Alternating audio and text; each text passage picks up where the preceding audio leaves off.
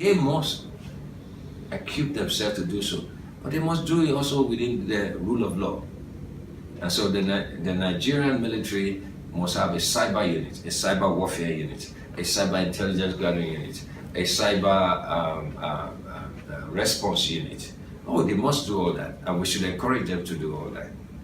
What we do know is that there's always a thin line between the privacy of the citizens, the right of citizens to have freedom of expression, and the right of the military and other security agencies to be able to protect the country. It is that fine line that we believe we are. So if I were to write something that violates even basic decency in journalism and reporting and whatever, there's a civil court that can deal with that. If I were to exchange information with a known terrorist, there's also the civil court to deal with that, to know that did I do it willingly or not. And that is why you need a contextual law, which the military will provide the military, maybe is the DSS, to collate civil intelligence, working with military intelligence agencies to gather this intel and process it there. But there must be some courts whereby they then have authority to then act on what they've gathered. And if we are found to be irresponsible or to be acting in a way that undermines the sovereignty of the country, I understand those rule of law and I'll be subjected to that. But I will not be subjected to the military coming to pick me up or yourself, and then that's chaos. So my message is this. As a sovereign nation in the 21st century, we must develop military digital capabilities, one of which is intelligence gathering, one of which is monitoring, one of which is surveillance, another of which is about the total architecture of intelligence that works both with civil and military administration to protect the sovereign from external and internal threat. But it must never be done at the expense of encouraging the rigor in the political space. Me and you can have the conversations in our houses and whatever, but nowadays, more often, we have it on the digital space. Any attempt to stifle that will not. Don't forget, and one of the most intelligent things we did in this country was, before the 2015 election, the digital space was the most active place where conversation and information was exchanged and disseminated. We must develop also along this way the tolerance to understand and to educate people that certain things are beyond the norm. You cannot, legislate on behavior, but you can create laws that put people to understand that when they step out of it, it will be there. So I think at some point we would have to have a law that defines military intelligence, surveillance, and guidance, but that we should not throw the intentions of the military away just like that. You know fully well that in the fight against Boko Haram, they were able to obtain actionable intelligence from telephone records and from conversations they were able to pick.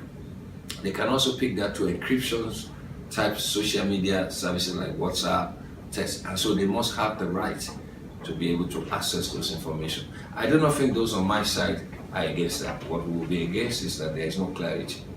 And as such, if arbitrariness were to rule, then we're no longer in a democracy and under the rule of law. Then we're under the rule of intimidation. Because we have to know exactly what you mean by hate speech. Oh, hate speech is clear. There's a legal definition of it. In fact, if you look at case law, this has not been able to be proven. In fact, at the time Hitler was making his statements, nobody considered it a hate speech. It was post that event that we developed it. So this definition of hate speech, it's rather fluid, but over time we are beginning to get a concentrated idea of what a hate speech will be. And there are quite a few examples of it in the country currently. We've had it in the past, we didn't see that hate speech. We just saw it as stoking up discontent. But we must never confuse genuine agitation, genuine concerns, which may come from an ethnic basis, which may come from a group position, and go forward. For example, the big elephant in the room is the gay issue. Under the definition of a hate speech, going against gays is also hate speech. But then we have a law that says that you cannot have a gay association in this country. So are we against the general understanding of the law? So sometimes it requires that if it's the law of the land which we accept, that's it. Anybody that says things around that will not qualify as hate speech. It may qualify in another country. So for us in Nigeria, let us define what is acceptable norm.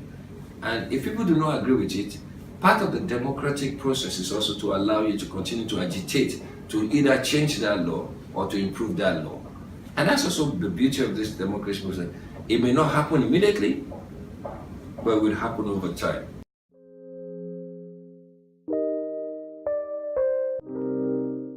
Let's not complicate simplicity.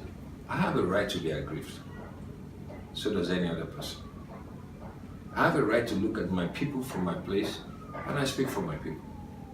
I have a right to look at my religious position and speak about that. I have a right to look at my sexual orientation and speak about that. I have a right to look at the attitude towards family life and speak about that. Those are within the definitions of what you call areas under which hate speech can come in. But I also have a responsibility to understand that whatever I say would affect other people's sensibilities.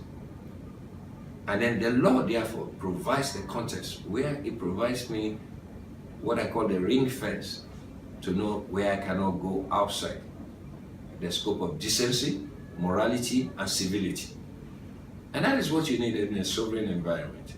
That I can engage with you and we can have a conversation without me being abusive, being obtrusive, or being downright a stupid person. Because if you hear some of those conversations, they are either ill-informed, they are very dangerous, because not so many people have the full facts, and they may feel, based on their level of information available to them, persecuted, and they will respond. But to elevate hate speech to the national conversation in the absence of a law or in the absence of regulations that provide both the monitoring, the supervision, and execution is actually in itself also irresponsible. So how do you define a hate speech? Is it what the government interprets to be a hate speech? Or what's common law defines what to be a hate speech? At least I should know before we have that conversation. So it's we should not confuse this larger conversation about hate speech with the intentions and larger objective of what the military should focus on. If there is a miscommunication between their intention and their goal, or their natural mission and vision, or that needs to be clarified. And I hope this conversation should clarify that. The military in Nigeria must, as a matter of national security, develop, maintain, sustain, and improve their capacity to engage in digital intelligence, gathering, supervision, monitoring, and stop and desist action. And we must also use that ability, not just for the military, but also for the local and foreign intelligence capability of the Nigerian government. It is all in our collective interest. The larger issue is that they must do that within some norms and values and rules that does not intimidate me, take away my ability for freedom of expression, take away my ability to also engage with my fellow and have a dialogue and a reasonable conversation or disagreements on issues. What would help is to have a clear definition of it and a law that can always go to the National Assembly every 5 years to be renewed. In the United States, you have the Patriot Act. You have also these other rules that allow intercept on telephone, intercept on whatever. Oh, that's the developmental process. We don't need to start from where they were before. We can leapfrog into where they are today and also help ourselves get better. So let us not confuse the rightful place of national security with also the important position of private whatever. So the issue of hate speech, I think within a political context, needs to be contextualized and taken. And this law you're talking about should also apply to hate speech outside the social media, because I mean... No, it will just be a general thing. But within the digital media, it has the capacities to spread faster. It has a capacity to retain the identity of being an honest name. Because if you quote it, you also have to understand, that this definition of fake news is also very powerful. A statement can be attributed to German of Channels, for example, and he said it's about stuff. German will be on vacation. How do you prove it that it is not true? It takes you a while. And so in all this new reality, which we are waking up to very fast in Nigeria, is that we must find a way to help ourselves. Even in advanced economies, they still fall victim to it. Members of public service fall victim to it. Members of the private sector, business organized community also fall victim to that.